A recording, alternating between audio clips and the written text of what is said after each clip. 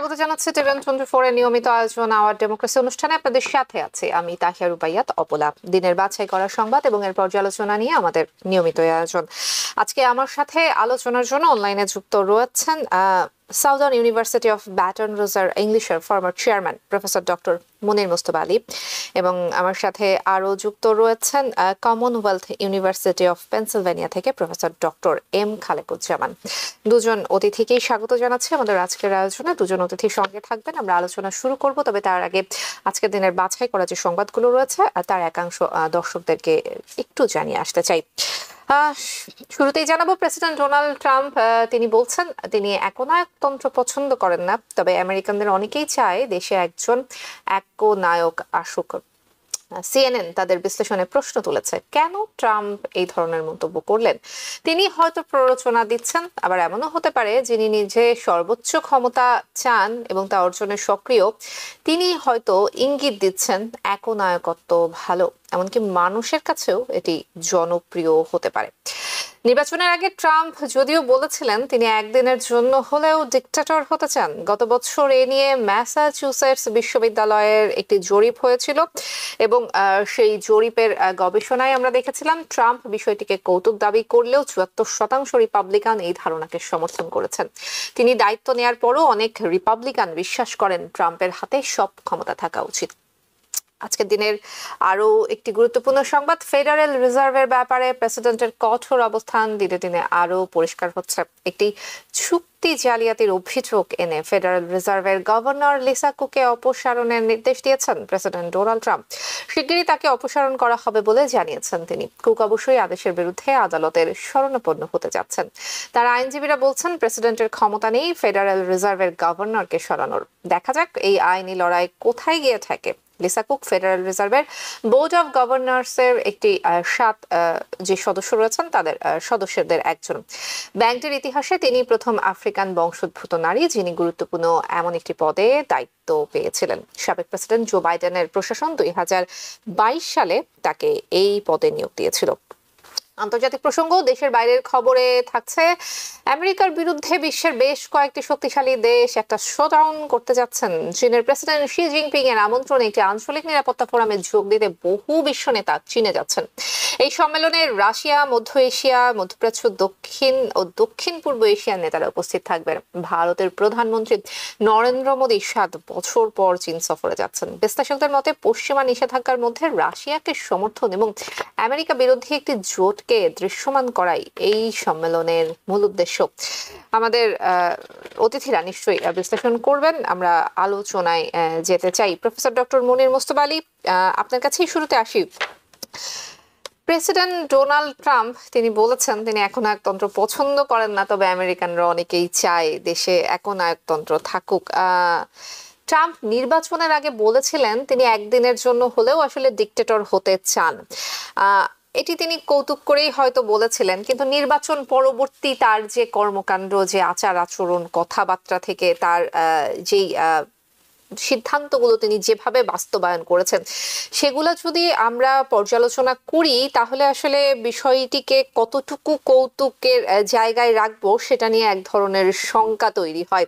আপনিও একমত কিনা, এবং সেই সাথে ট্রাম্পের এই ধরনের বক্তব্য এখন তার মনের একটা ইচ্ছাকে জাগিয়ে দিচ্ছে, মানে সুপ্ত ইচ্ছাকে সামনে আনছে কিনা, কিংবা সাধারণ মানুষ কিংবা জনমত আসলে কি সেটি যাচাই করার একটা প্রক্রিয়া কিনা, কি মনে হচ্ছে?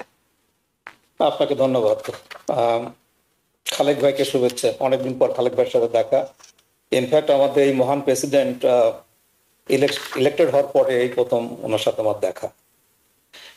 তো আপনার প্রশ্নের জবাবে আমি এইটা বলবো যে আমি বিরিয়ানি পছন্দ করি না, কিন্তু কেউ দিলে আমি খাই। তো কথাটা সেরকম যে উনি একনায়কত্ব পছন্দ করেন না, কিন্তু যদি কেউ বলে তাহলে উনি হতেও পারে। ওনার এই মানে ডিক্টেটরশিপ যে উনি পছন্দ করেন এটা নিয়ে কিন্তু আমরা অনেক বছর যাবৎ ইতিমধ্যেই আলোচনা করেছি, এবং আমরা ইতিমধ্যেই জানি যে বিশ্বের যারা ডিক্টেটর তারা ওনার কিন্তু খুব প্রিয়। এই যে চায়নার সাথে কত টেরিফ নিয়ে কত কিছু হচ্ছে, কিন্তু শি জিনপিং তার খুব প্রিয়, কারণ তিনি একজন ডিক্টেটর। পুতিন তার খুব প্রিয়, কিম জং উন তার খুব প্রিয়, ভিক্টর অরবান তার খুব প্রিয়, এবং আমাদের মিডল ইস্টার্ন যে রয়্যালস আছে তারা ওনার খুব প্রিয়। কাজে এটা আমরা জানি। তো ওনার কিছু কর্মকাণ্ড যদি আপনি দেখেন, এই যে আজকে কতগুলো কাজ হয়েছে, যেমন ধরেন উনি একটা এক্সিকিউটিভ অর্ডার দিয়েছেন, তাতে ওই যে ফ্ল্যাগ বার্নিং, যেটা ফার্স্ট অ্যামেন্ডমেন্ট রাইট ছিল, সেটাকে উনি বাতিল করেছেন। তার মানে ফ্ল্যাগ বার্নিংটা একটা অপরাধ হবে এখন থেকে। তো এটা কি, এটা তো আপনার যে ফার্স্ট অ্যামেন্ডমেন্ট, যেটাকে অত্যন্ত প্রিয় হিসেবে দেখে আমেরিকানরা, ফার্স্ট অ্যামেন্ডমেন্টের সাথে কোনো নেগোসিয়েশন করা যাবে না, সেখানে কিন্তু দেখেন সেটা রিডাকশন হয়ে গেল। তার মানে ফ্ল্যাগ আর আপনি বার্নিং করতে পারবেন না। এবং ডিক্টেটররা সাধারণত কি করে, তারা তো আস্তে আস্তে একটা একটা করে তারা সামনের দিকে আগায়।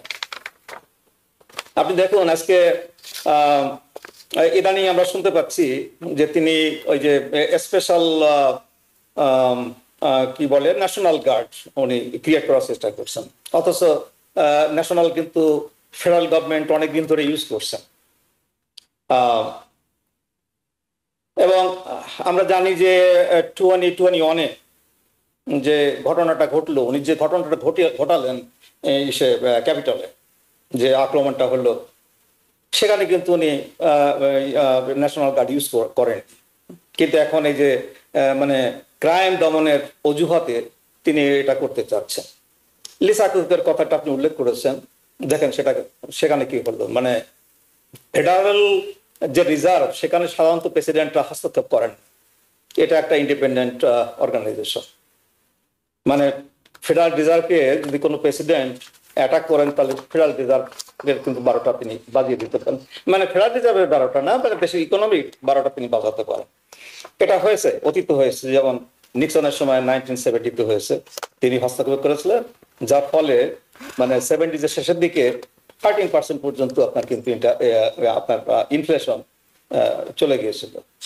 এখন আমরা ইনফ্লেশন, একটা মারাত্মক ধরনের ইনফ্লেশন থেকে কিছুটা আমাদের রিলিফ হয়েছে, যেখানে সেই 9-10% থেকে বাইডেনের সময়, সেখান থেকে এসে আপনার প্রায় 2%-এর কাছাকাছি চলে আসছিল, যেটা আছে ফেডের টার্গেট, সেটা কিন্তু আবার 3%-এ চলে গেছে। উনি একদিকে আপনার চাচ্ছেন যে এটা কাটা হোক, আবার অন্যদিকে তিনি ওই যে মানে ফেডকে চাপ দিচ্ছে, যার ফলে এই যে কুককে আপনার তার মানে একটা পজ থাকলে সাধারণত প্রেসিডেন্ট ফায়ার করতে পারে। তার নামে একটা অ্যালিগেশন আসছে যে তিনি দুটো বাড়ি দেখিয়ে, মানে দুটো বাড়ি তার মেইন রেসিডেন্স, এটা দেখিয়ে তিনি মানে ফেভারেবল মর্টগেজ লোন নিয়েছিলেন। সেটা তারই একজন অ্যালাই, সেটা আপনাদের এসে ডিপার্টমেন্ট অফ জাস্টিসে রেফার করেছে এবং এটা ইনভেস্টিগেট করতে বলেছে।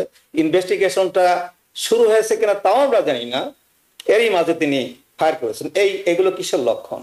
এগুলো তো সেই একনায়কত্বের বা ডিক্টেটরশিপের লক্ষণ। হ্যাঁ, কাজেই ওটা ওনার মনে, আপনি যেমন যেটা বললেন যে এটা কি ওনার একটা মনের সুপ্ত বাসনা কেন, এটা তো আমরা জানি যে উনি ক্ষমতায় আঁকড়ে ধরে থাকতে চান। মানে 2020-তে উনি ইলেক্টেড না হয়েও উনি কিন্তু ক্ষমতায় থাকতেছিলেন, এটা তো আমাদের অজানা। হ্যাঁ, কাজেই এই 2028 আসলে আর উনি যদি বেঁচে থাকেন এবং শরীর যদি সুস্থ থাকে, তাহলে হয়তো এই সুপ্ত বাসনটা তার থাকতে পারে যে আমার তো 2 টার্মস হয়ে গেছে, আর তো মানে ক্ষমতায় থাকা যাবে না। তো দেখা যাক। কারণ আপনার হয়তো মনে থাকার কথা যে উনি কিন্তু ওনার ইলেকশনের একটা কথা ছিল, ইলেকশনের সময় যখন উনি ক্যাম্পেইন করেন, উনি কিন্তু বলেছিলেন যে আমাকে এবার তোমরা ভোট দাও, আমি যদি ইলেক্টেড হয় তোমাদের আর আমাকে ভোট দিতে হবে না। হ্যাঁ, তার মানে এটা একটা ইন্ডিকেশন ছিল যে হয়তো আর ইলেকশনই হবে না, কাজেই ভোট দেওয়ার তো কোনো প্রয়োজন হবে না। হ্যাঁ, কাজে আমরা যতদূর ওনার কর্মকাণ্ড দেখেছি, ওনার কথাবার্তা শুনেছি, তাতে মনে হয় যে ওনার ওই ডিক্টেটর হওয়ার একটা সুপ্ত বাসনা আছে।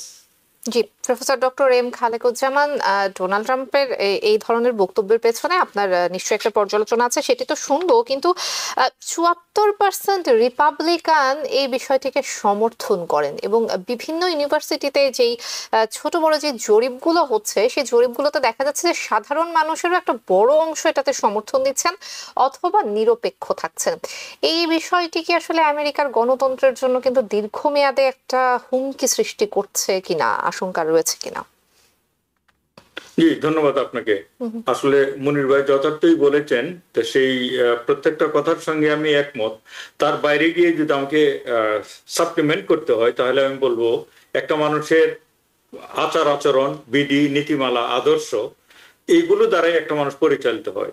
তা ডোনাল্ড ট্রাম্প 2020-এ প্রেসিডেন্ট হওয়ার পরে তিনি যেসব পদক্ষেপ নিয়েছিলেন এবং সেকেন্ড টাইম ইলেকশনে হেরে যাওয়ার পরে যেসব কর্মকাণ্ড তিনি ঘটিয়েছিলেন, জানুয়ারি 6-এ যে কথাটা উল্লেখ করা হয়েছে, তারপর তৃতীয়বার অর্থাৎ যখন এইবার ইলেকশন করে তিনি নির্বাচিত হওয়ার পরে যেসব পদক্ষেপ এবং নীতিমালা বাস্তবায়ন করেছেন এক্সিকিউটিভ অর্ডারের মাধ্যমে, এসব কর্মকাণ্ড, তার আচরণ প্রবণতা থেকে স্পষ্টই বোঝা যায় তার মধ্যে একটা ডিক্টেটোরিয়াল প্রবণতা খুবই প্রকট, সামান্য না আসলে। এমনকি ওনাকে যারা সমর্থন করে, ডোনাল্ড ট্রাম্পকে যারা সমর্থন করে, যে মাগা সাপোর্টার যারা, মানে অর্ডিনারি রিপাবলিকানের কথা আমি বলবো না, মাগা সাপোর্টারদের মধ্যে প্রায় ৭৪% মনে করে যে কোনো মূল্যে তার ক্ষমতা বাড়িয়ে আনা প্রয়োজন। তিনি দেশটাকে ভালো চালানোর জন্য যদি আইনের ব্যত্যয় ঘটাতে হয় তাহলেও তারা রাজি আছে। এমনকি আইনকে পাশ কাটিয়ে যদি যে কোনো ধরনের পদক্ষেপ নিলে পরে ডোনাল্ড ট্রাম্পের শাসনামল সহজ হয় বলে মনে করে, তাহলে অনেক মানুষ সমর্থন করে। যেমন ৩৬% লোক মনে করে যে আসলে যে কোনো মূল্যে ডোনাল্ড ট্রাম্পকে আরো ক্ষমতায়ন করা প্রয়োজন, তাকে আরো ক্ষমতা বৃদ্ধি করা প্রয়োজন। সুতরাং তার মধ্যে আরেকটা জিনিস, যেটা আদর্শের কথা বললাম, যে ডোনাল্ড ট্রাম্পের কোর আদর্শ হচ্ছে প্রজেক্ট 2025। প্রজেক্ট 2025-এর একটা প্রধান অধ্যায়ই হচ্ছে, একটা প্রধান ধারণাই হচ্ছে যে ৫৪,০০০ যে ফেডারেল কর্মচারী রয়েছে দেশে, যারা হচ্ছে আপনার বাংলাদেশের যেমন বিসিএস অফিসার টাইপের আর কি, অর্থাৎ তারা হচ্ছে আপনার কোনো রাজনৈতিক বিবেচনা থেকে তাদের চাকরিটা হয়নি, তারা হচ্ছে তাদের যোগ্যতা বলে। প্রজেক্ট 2025-এর মূল ধারণাটাই হচ্ছে যে কেন্দ্রীয় প্রশাসন সেটাকে আসলে রাজনীতিকরণ করা প্রয়োজন। ৫৪,০০০ লোকে ছাঁটাই করে যে যারা লয়ালিস্ট রয়েছে, মানে রিপাবলিকানদের লয়ালিস্ট, তাদেরকে আসলে নিয়োগ করা প্রয়োজন। তিনি দেখুন ইন্ডিপেন্ডেন্ট অনেকগুলো অর্গানাইজেশনের হেডকে তিনি স্যাক করেছেন, অর্থাৎ করতে চান। তিনি মিলিটারাইজেশন করেছেন আমাদের দেশকে। যেমন আইসের যে কর্মকাণ্ড, যারা হচ্ছে ইলিগাল ইমিগ্রেন্টদেরকে যে করার জন্য, অ্যারেস্ট করার জন্য লস অ্যাঞ্জেলেসে যেটা হলো, সেখানে কিন্তু তিনি শুধু ন্যাশনাল গার্ডই নিয়ে আসেনি, এবং সেইখানে তিনি মিলিটারিদেরকে ওইখানে ডিপ্লয়মেন্টের কথা বলেছিল ৭০০-র মতো। তারপরে হচ্ছে ভোটিং রাইট, হিউম্যান রাইটস এবং ভোটের যে ইলেকশন এই দেশে, সেগুলোকে আপনার অস্বীকার করা, অর্থাৎ ভোটিং যে প্রসেসটা, যে ইলেকট্রাল কলেজ প্রেসিডেন্ট নিযুক্ত করবে, সেগুলি হচ্ছে এই দেশের কোর ভ্যালু। সেগুলোকে পাশ কাটিয়ে 2020-এর ইলেকশনের পরে 2021-এ তিনি যেগুলি করেছেন, সেগুলি সবই হচ্ছে ডেমোক্রেসিকে টোটালি হচ্ছে ইগনোর করা এবং একটা ডিক্টেটোরিয়াল ওয়েতে দেশটা চালানোর প্রবণতা। তাহলে অনেকগুলো উদাহরণ আমরা দেখলাম যেখানে তিনি আসলে ডিক্টেটোরিয়াল প্রবণতা, তার বাইরে গিয়ে মুনির ভাই যেটা বললেন, তিনি প্রকাশ্যে যারা পৃথিবীতে ডিক্টেটর রয়েছে তাদেরকে খুব স্মার্ট লোক মনে করে, তাদেরকে শক্তিশালী লোক মনে করে। সেখানে পুতিনের সাথে তিনি যে ইউক্রাইন যুদ্ধ নিয়ে যে এই সামিটটা আলাস্কাতে করলো, সেটা থেকে তো আমরা দেখলাম যেই আমেরিকার মানে নীতিমালা হচ্ছে ইউক্রাইনকে করা, যুদ্ধে সহযোগিতা করা, সেটাকে পাশ কাটিয়ে পুতিনের মতো একজন ডিক্টেটরকে, যিনি আগের প্রেসিডেন্ট বলেছিলেন একজন যুদ্ধাপরাধী, একজন খুনি, তাকে তিনি আলাস্কাতে লাল গালিচা সম্বর্ধনা দিয়ে তার একটা মানে তার নিজের যে দাবি, ডোনাল্ড ট্রাম্পের দাবি একটা আদায় করতে পারেননি। তারপরেও তিনি হ্যাপি ছিলেন। তারপরে হচ্ছে যে ওরবানের কথা এসছে, এখানে পুতিনের কথা এসছে। আপনাদের এই আরেকটা রিপোর্টে আজকে এসছে যে শি জিনপিং এর চায়না থেকে তারা 6,600,000 স্টুডেন্টস আনার তিনি পক্ষপাতী। তারপর এই দাগে এসে এইবার প্রেসিডেন্ট হয়ে তিনি এই যে কিম জং উন ওনার ব্যাপারে তেমন কোনো মন্তব্য এখনো করেননি, কিন্তু সমস্ত ডিক্টেটরেই তার পছন্দ। সেই সমস্ত জিনিস যদি আমরা বিবেচনায় নিয়ে আসি, তাহলে দেখা যায় তিনি নিজে ডিক্টেটোরিয়াল প্রবণতা তার মধ্যে রয়েছে। তার কোর গ্রুপ মাগা যারা সাপোর্টার, তাদের মধ্যে 70+ লোকে চায় যে কোনো মূল্যে তিনি ক্ষমতায় থাক। এটা তো একটা ডেমোক্রেটিক ভ্যালুর বিরুদ্ধে গিয়ে, এমনকি 36% অর্ডিনারি আমেরিকানরা মনে করে যে কিছু কিছু পর্যায়ে যদি ডিক্টেটোরিয়াল প্রবণতা দেশে আসে, এটা মন্দ কিছু না। আপনার second part of the question হচ্ছে, এটা আসলে আমেরিকার রাজনীতির জন্য, আমেরিকার ডেমোক্রেসির জন্য কোন ধরনের অশনি সংকেত কিনা। যদি এই জাতীয় প্রবণতা বাড়তে থাকে, তাহলে অবশ্যই এটা অশনি সংকেত। কারণ আমেরিকার কোর ভ্যালু হচ্ছে মানে আপনার ডেমোক্রেসি এবং এখানে আইনের শাসন। তিনি আইনের শাসনের ব্যত্যয় ঘটিয়ে যে কোনো মূল্যে, এমনকি কোর্ট অর্ডারকে ইগনোর করে তিনি চান ক্ষমতায় থেকে যেতে। এবং তিনি ডিওজি মানে ডিপার্টমেন্ট অফ জাস্টিসকে তিনি অলরেডি পলিটিসাইজ করেছে। আপনারা জানেন যে ওই যে জানুয়ারি 6-এর যে ছিল ইনভেস্টিগেটর, হ্যাঁ, স্মিথ, তার বিরুদ্ধে তিনি এক ধরনের ইনভেস্টিগেশন শুরু করেছেন। তারপরে হচ্ছে যে প্রেসিডেন্ট বাইডেনকে এমনকি ইনভেস্টিগেট করা যায় কিনা, এসব ব্যাপার নিয়েও তিনি আলোচনা করেছেন। তো এই জিনিসগুলোর প্রতিটি ইনসিডেন্টস খুবই হচ্ছে ডেমোক্রেসির জন্য, একটা ডাইভার্সিটির জন্য, ভিন্ন মতের প্রতি সহনশীল থাকার যে প্রবণতা, সেটা থেকে আস্তে আস্তে আমেরিকা কিছু কিছু হলেও সরে যাচ্ছে। সেটা আমি আশা করি এর থেকে আর অবক্ষয় ঘটবে না, কিন্তু প্রবণতাটা খুব সুখকর নয়। জি, নিশ্চয়ই ভিন্ন মত দমনের একটি প্রচেষ্টা আমরা ফেডারেল রিজার্ভের ক্ষেত্রে দেখেছিলাম। Professor doctor Munir Mustafa Ali, federal রিজার্ভের চেয়ারম্যানের সাথে এই কিছুদিন আগে ট্রাম্পের বেশ দ্বন্দ্ব আমরা দেখেছি এবং চেয়ারম্যানকে তিনি কোনোভাবেই সরাতে পারেননি। এখন তিনি আসলে গভর্নরের বিরুদ্ধে ব্যবস্থা নেওয়ার চেষ্টা করছেন। গভর্নরকে সরানোর যে চেষ্টা ডোনাল্ড ট্রাম্পের, এটাকে কি আপনি টেস্ট কেস হিসেবে দেখছেন কিনা, যে গভর্নরকে যদি সরানো যায় তাহলে আবার চেয়ারম্যানের পেছনে লাগা যাবে, কিংবা পরবর্তীতে আসলে এই জায়গাতে ট্রাম্পের যে ক্ষমতা দখলে নেওয়ার যে বিষয়টি সেটি আরো বেশি শক্ত হবে? আপনার কাছে কি মনে হয়? এটা একটা টেস্ট কেস হিসেবে সে ধরে নিতে পারে। কিন্তু আমরা যদি লিসা কুকের যে যখন তিনি তাকে নমিনেট করা হলো, তার যে সিনেটে যে হিয়ারিং হলো এবং সিনেট অ্যাপ্রুভাল তিনি যে পেলেন, এটা কিন্তু পার্টি লাইনে হয়েছিল। সমস্ত ডেমোক্রেটরা তাকে ভোট দিয়েছিল, যেহেতু ডেমোক্রেট তখন মেজরিটি ছিল, সমস্ত রিপাবলিকানরা তার এগেনস্টে ভোট দিয়েছিল। কাজেই তাকে প্রথম থেকেই যে রিপাবলিকানরা খুব একটা পছন্দ করেনি, সে ফেডারেল রিজার্ভের গভর্নর হোক, এটা কিন্তু তারা চায়নি। আর তাছাড়া আমরা ট্রাম্প সম্পর্কে কিছুটা তো শুনেছি যে উনি, আমি জানি না কথাটা বলা ঠিক হবে কিনা, ভিন্ন বর্ণের লোক খুব একটা পছন্দ করেন না।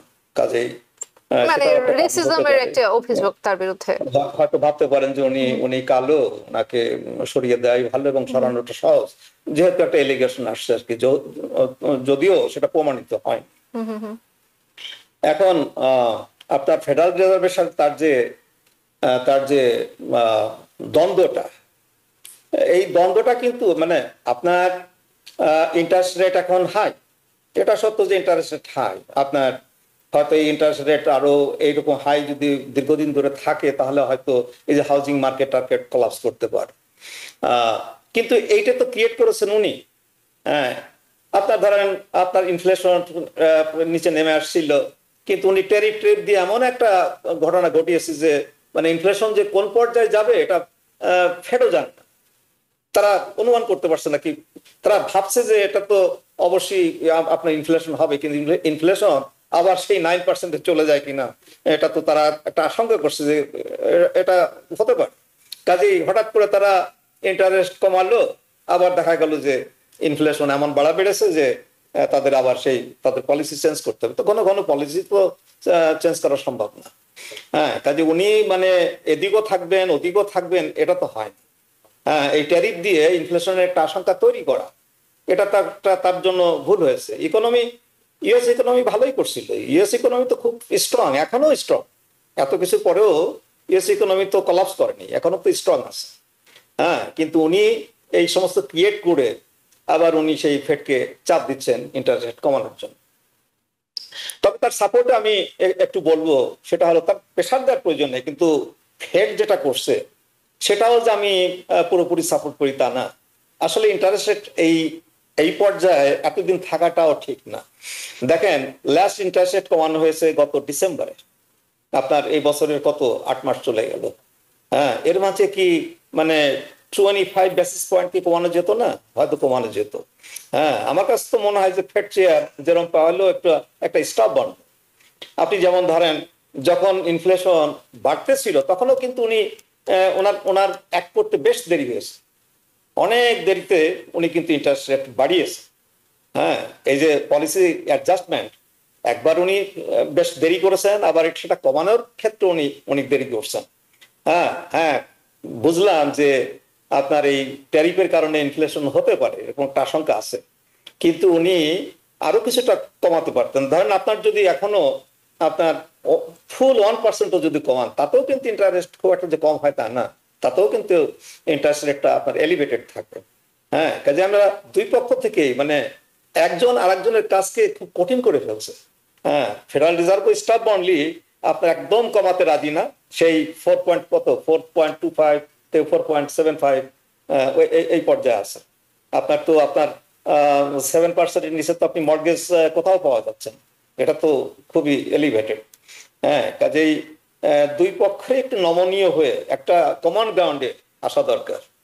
অন্তত আমি আশা করব যে জুলাইতে তো শেষ পর্যন্ত জেরোম পাওয়েল মানে একটা হিন্টস দিয়েছেন যে ইন্টারেস্ট রেট কমতে পারে, সেটা যেন মানে 50 বেসিস পয়েন্ট, হয়তো 25 বেসিস পয়েন্ট কমাতে পারে। তো আমি আশা করব যে ওই 50 বেসিস পয়েন্ট কমালে হয়তো ইকোনমি মানে আপনার ইনফ্লেশন হলেও সেই পর্যায়ে যাবে না, আবার ট্রাম্পকেও কিছুটা আপনার শান্ত করা যাবে। প্রফেসর ডক্টর এম খালেকুজ্জামান, ফেডের সাথে ট্রাম্পের এই যে দ্বন্দ্ব, এটাকে কি আপনি অর্থনৈতিক মতাদর্শের ভিন্নতার কারণে বলবেন, নাকি দেশের অর্থনৈতিক নীতিকে রাজনৈতিক প্রভাবের অধীনে নিয়ে আসার একটা প্রচেষ্টা বলবেন? এটা অনেকটাই মনে হচ্ছে যে এটা হচ্ছে একটা রাজনৈতিক দ্বন্দ্ব। কারণ জেরোম পাওয়েলকে তিনি নানান কারণে এখন পছন্দ করছেন না, অথচ ওনার অ্যাপয়েন্টমেন্ট তো আসলে মোস্ট লাইকলি ট্রাম্পের আমলে হয়েছিল, কিন্তু ওনাকে উনি পছন্দ করছেন না, এটাই সঠিক কথা। তবে যে মনির ভাই যেটা বললেন যে বর্তমানে যে ইন্টারেস্ট রেট আমেরিকাতে রয়েছে, এটা কিন্তু ইন্ডাস্ট্রিয়ালাইজ সমস্ত দেশের তুলনায় এটা অনেক বেশি। কারণ 7%-এর নিচে কোথাও মর্গেজ পাওয়া যায় না, সেটা অসম্ভব বেশি। একটা পর্যায়ে ছিল আমাদের এই মনে করেন 10-15-20 বছর আগে সেই মানে মর্গেজ পেয়ে যেত 3%-এর নিচে, 3%-এর নিচেও মর্গেজ ছিল এক সময়। তো এখন তো মানুষজনের জন্য বাড়িঘর কেনা খুবই কঠিন হয়ে পড়েছে। সুতরাং জেরোম পাওয়েলেরও উচিত কিছুটা আসলে নমনীয় হওয়া। তবে তিনি কেন হচ্ছেন না সেটা তো ওনার নিজের বিবেচনা। তিনি যেহেতু একজন ইন্ডিপেন্ডেন্ট একটা অর্গানাইজেশনের সর্বেসর্বা প্রধান, তাকে ইচ্ছা করলেই প্রেসিডেন্ট ট্রাম্প স্যাক করতে পারেন না আনলেস দেয়ার আর সাম সিরিয়াস এলিগেশনস, এই জন্য উনি আছেন। তবে আমার মনে হয় যে এই ইয়েটা আর কি, এই যে অর্থনৈতিক এই দ্বন্দ্বটা যেটা পলিটিক্যাল রূপ নিচ্ছে, সেটা আমাদের জন্য ভালো না। আরেকটা জিনিস আমি একটু অ্যাড করি আগের কথাটাই, যে এই যে আপনার ডিক্টেটোরিয়াল টেন্ডেন্সি, সেখানে ট্যারিফের কারণে যে ইনফ্লেশন বাড়বে, কথাটা একটু আগে উল্লেখ করলেন তিনি, আমার যে মানে কো-হোস্ট, তাই না? কিন্তু ট্যারিফ যে আরোপ করা হলো পৃথিবীতে, এটাও কিন্তু একটা ডিক্টেটোরিয়াল টেন্ডেন্সি। কারণ ট্যারিফ হচ্ছে একটা অর্থনৈতিক একটা নীতিমালা, এটা প্রেসিডেন্ট সাধারণত করেন আমেরিকাতে, এটা করা হচ্ছে কংগ্রেস।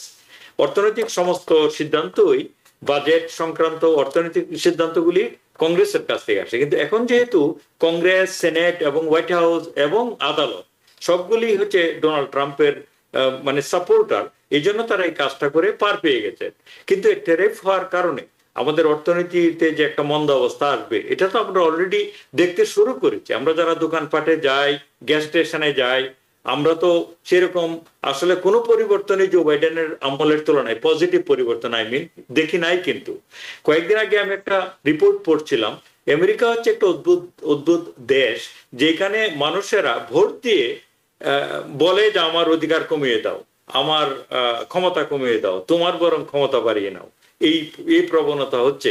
এই যে আপনার মেডিকেয়ার থেকে শুরু করে স্ন্যাপ প্রোগ্রাম, তারপরে এইসব যে এন্টাইটেলমেন্ট প্রোগ্রাম গুলো খর্ব করা হচ্ছে, এটাতে তো ক্ষতিগ্রস্ত হচ্ছে ট্রাম্পের মেগা সাপোর্টাররাই সবচেয়ে বেশি। তারাই তো ভোট দিয়েছে ট্রাম্পকে, যে ট্রাম্পের যেমন খুশি তেমন ভাবে দেশ চালাবে। তাতে কি দাঁড়াচ্ছে, তারা ভোট দিয়ে ইনভাইট করছে আমাদের ক্ষমতা, আমাদের সুযোগ সুবিধা আপনারা কমিয়ে দাও, তাতেও আমরা হ্যাপি তোমার উপর, এজ লং এজ তুমি আমাদের ল্যাঙ্গুয়েজে কথা বলো।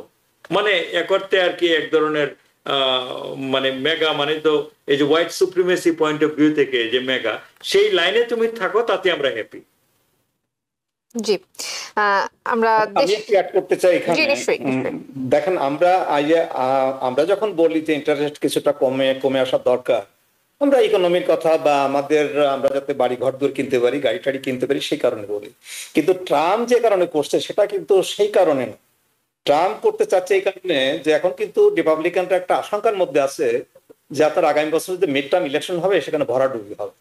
হ্যাঁ, কারণ বাই দেন আপনার ইকোনমি হয়তো অনেকটা ফল করবে।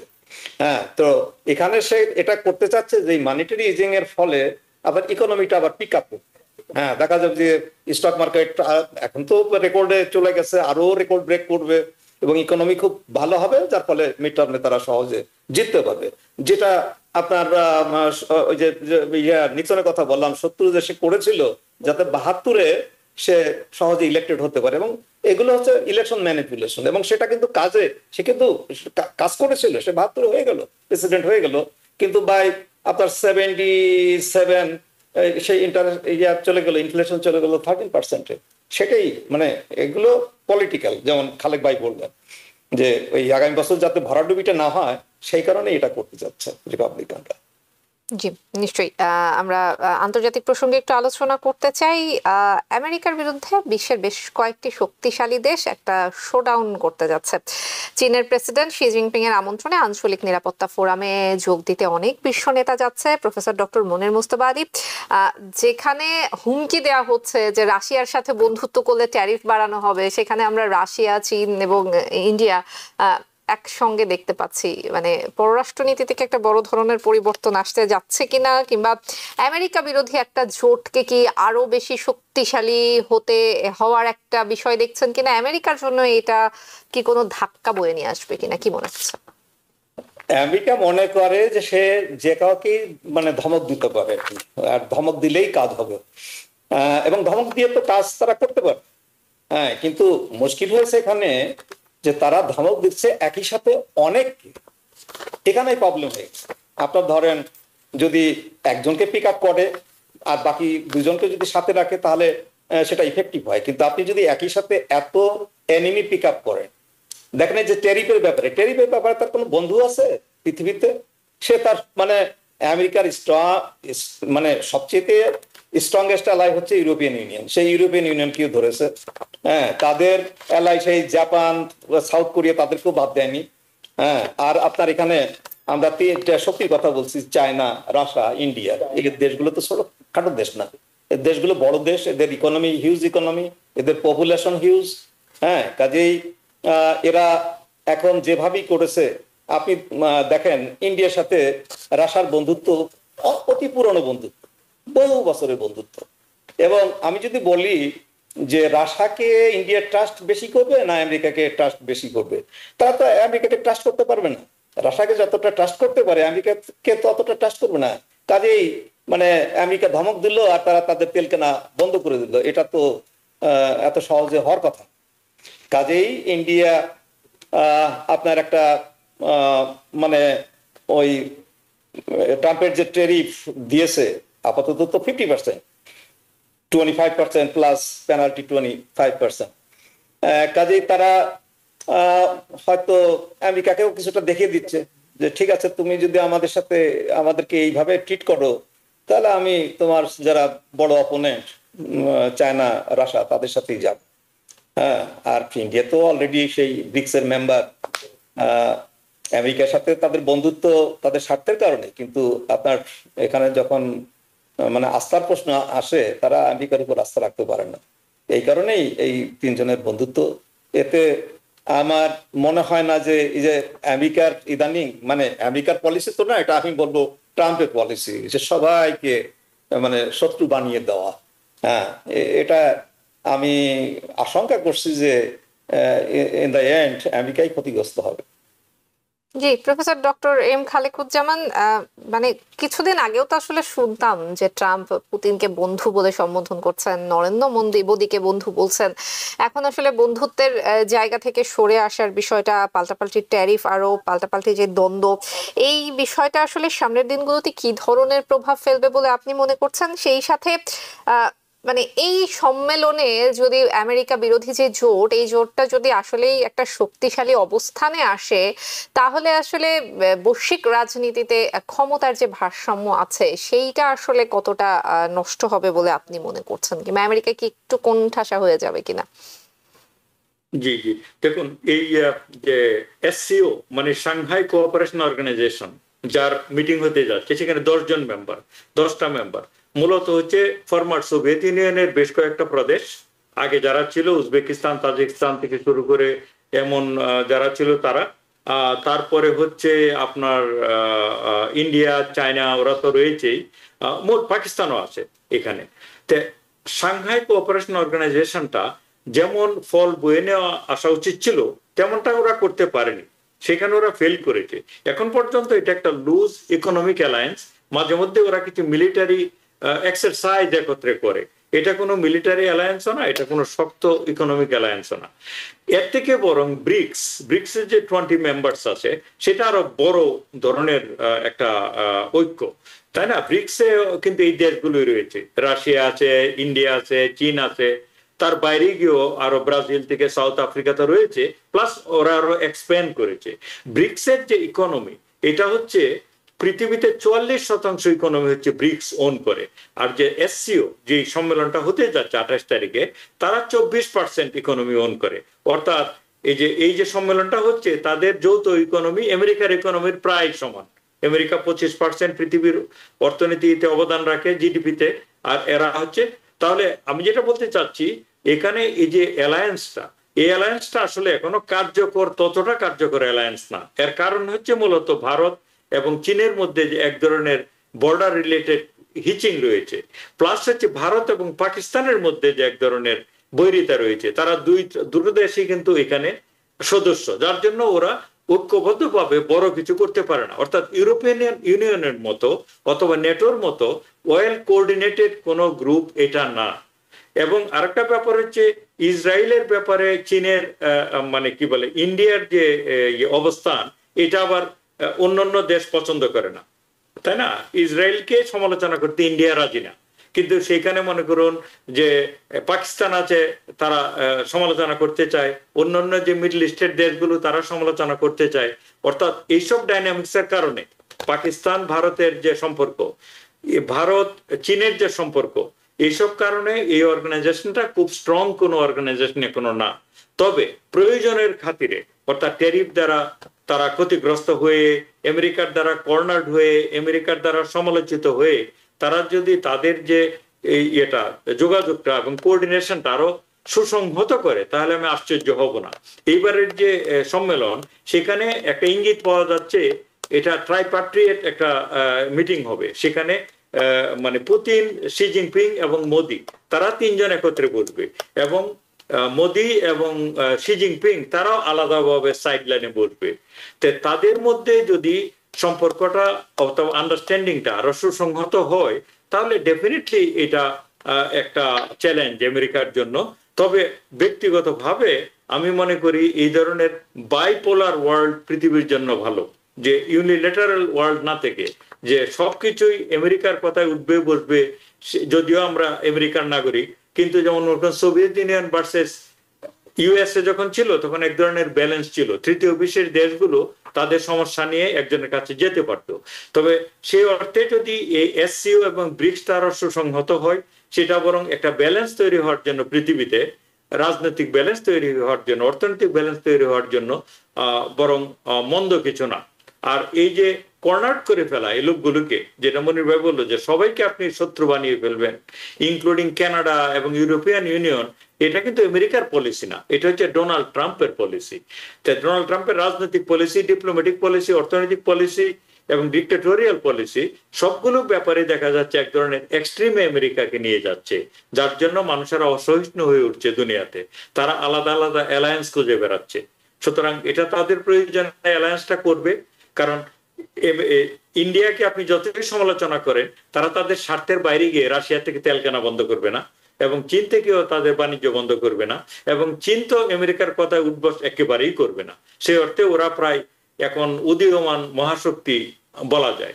আপনি যদি এই যে পারচেজিং প্রাইস প্যারিটি বলে, পিপিপি তে ধরেন, তাহলে আমেরিকার থেকে বড় অর্থনীতি হচ্ছে এখন চায়না।